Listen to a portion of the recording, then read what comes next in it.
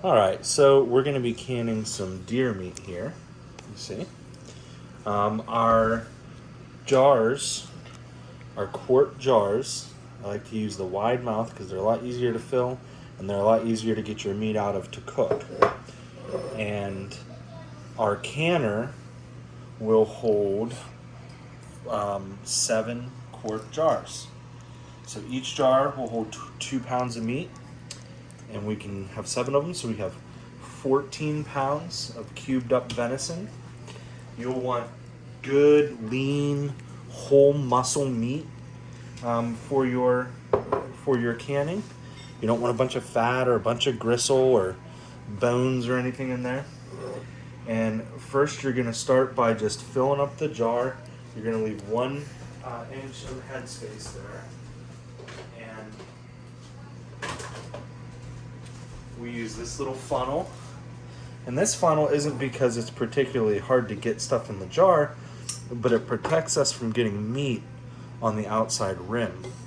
Another thing we're doing is we are simmering, and I got to turn it down a little bit because it's getting near a boil there. You don't really want to boil your lids, but you want to simmer your lids for a little while before you put them on your jar. And what this does is it softens the seal so that you get a better seal when you go to seal up your jars. So anyway, we're on the step here of filling the jars. You're going to fill the jars with 1 inch of headspace. And that's 1 inch from the top of the rim of this jar down here. So it's about to the, probably the top of the shoulder there.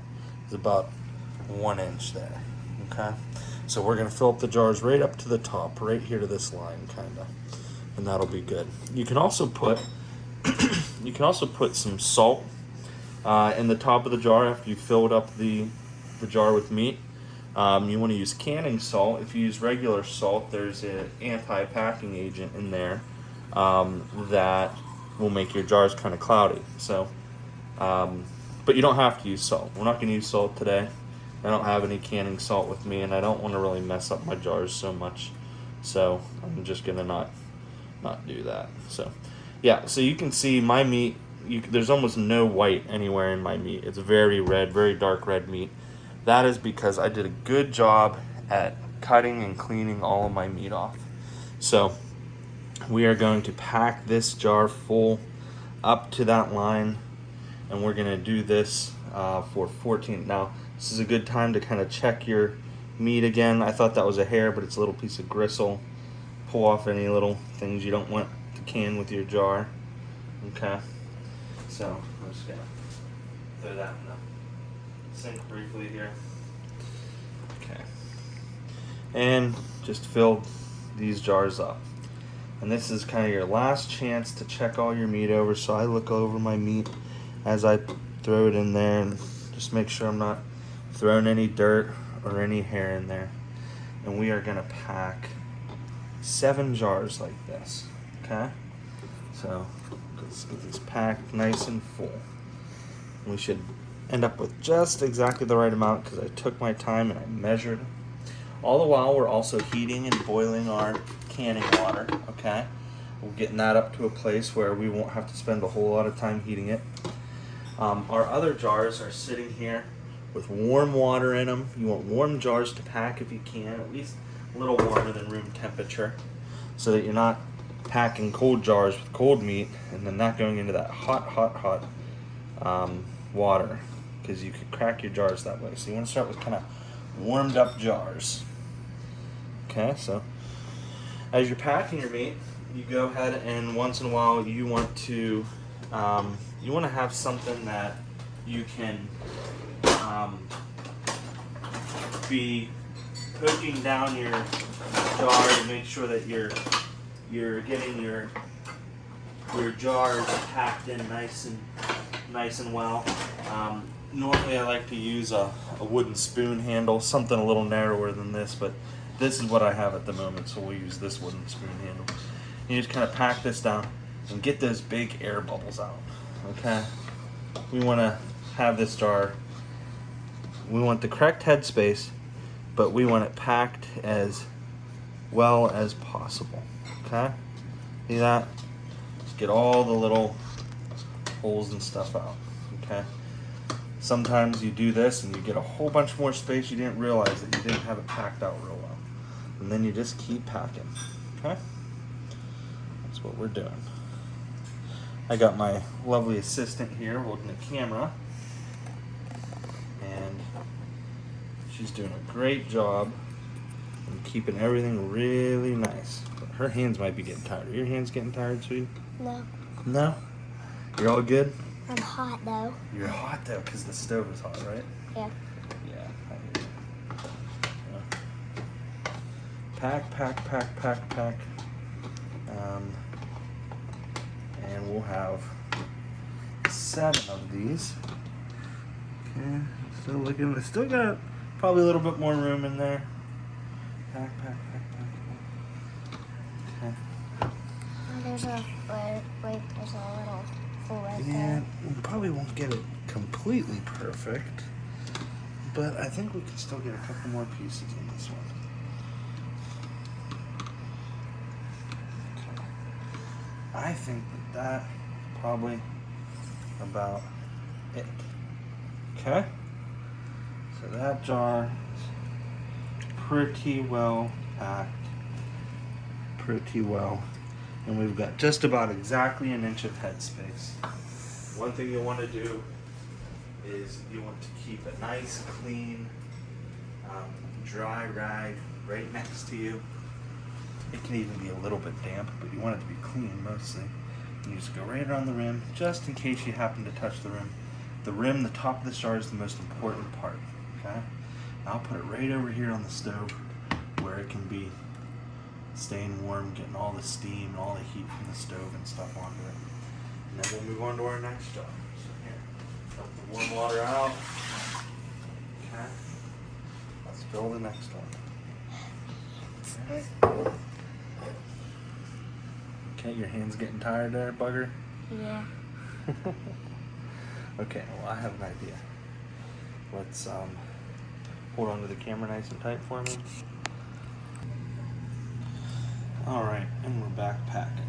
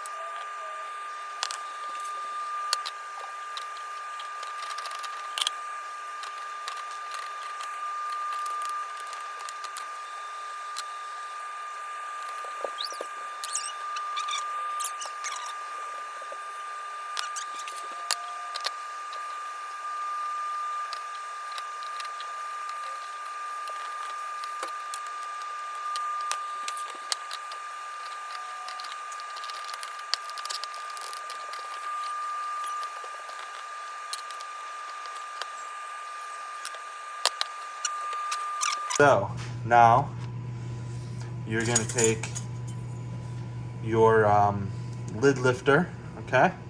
You want to have one of these? You don't have to. I'm sure they used something else for millions of years before this, but I use one. Okay, get your water off there. Now we have nice, warmed, soft, sealable lids. Bring that over. Put that on our lid of our jar, which if you remember, you watched every single jar. I wiped them all. I'm double checking them visually here, okay? This is important. We are not cranking this down, okay? We're not jamming this down. We're just getting this finger tight, okay? Finger tight, that's all we're looking for. We want to make sure that there's enough pressure down that it's sealing, and that's it. We don't have to make it, on there like a big muscle man. Tighten it down. Finger tight is good. Get it down there. Okay, see that? Get it down there. Get it.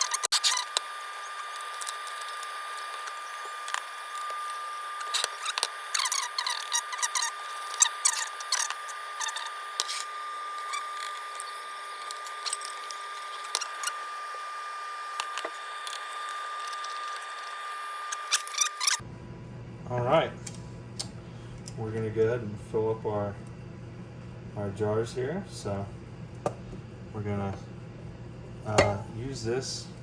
Am I using this right? Oh yeah, right here. Sorry, you're using it upside down. We're gonna lift our jars in here. It fits 7.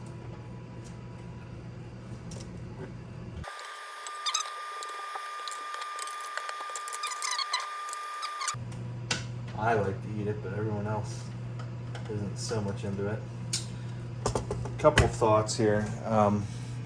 I always make sure my jars are not touching. I don't want them touching each other, and I don't want them touching the outside. Okay? And I also do a last little visual test and little touch everyone. I don't know. Maybe it's because I'm OCD, maybe what, but I always just check this stuff. I don't like them touching. Okay. There'd be space in between each one. Try to listen for a little tick, tick, tick. I just don't like them touching, you know? So if I feel like one's a little too close, I'll just sit in here and work it. But that's probably a little over the top as such. But a couple other notes. They wanted you to check this seal. Okay, I already did all this, but I'm going to check it again just to show you. They want you to check this seal. They want you to check this emergency plug. They want you to make sure this relief valve is working. Okay, and they want you to look through this hole here to make sure you can see daylight. Now, you probably can't see it too good, but it is clear. Okay, you won't be able to see that, but I can see that. Something you really want to make sure that is nice and clear through there. Clears a bell through there. Now up here, you are going to have this V. One direction says close, one direction says open.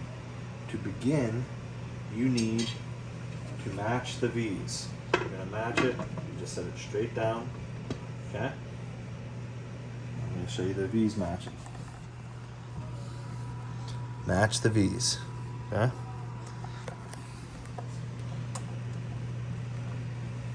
Alright. You're going to press down. Okay? Pressure down. And move towards the closed position. Okay? That is closed. Now, you're starting to come to a boil there. Just going to double check my directions here. Because again, I am not a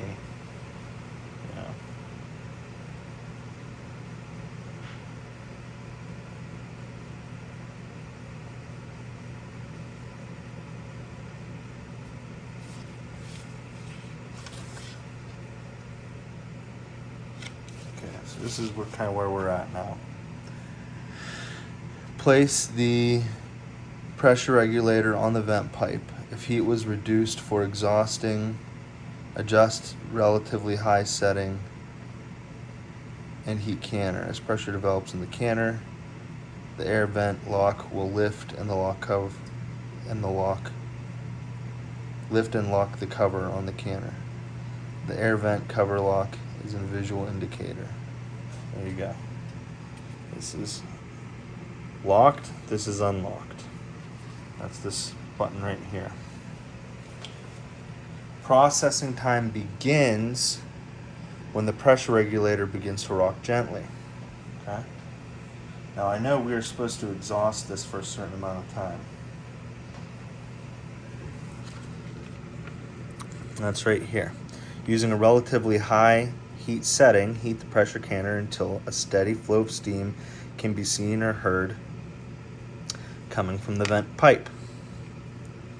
Exhaust the air from the canner for 10 minutes by allowing the steam to flow from the vent pipe. Reduce heat if necessary, to maintain a steady, moderate flow of steam.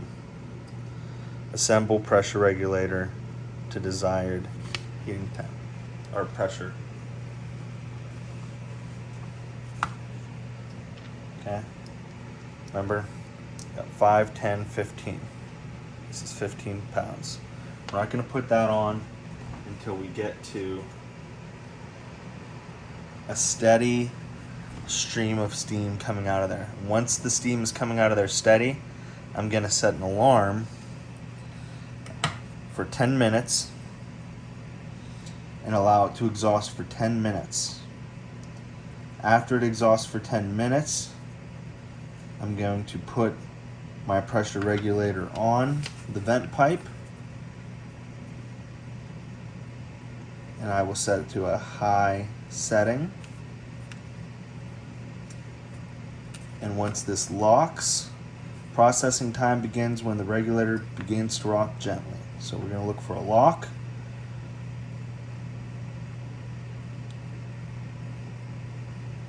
And then we are going to listen for a steady rocking sound and motion from this. It'll be up here and it'll go. This is what we want.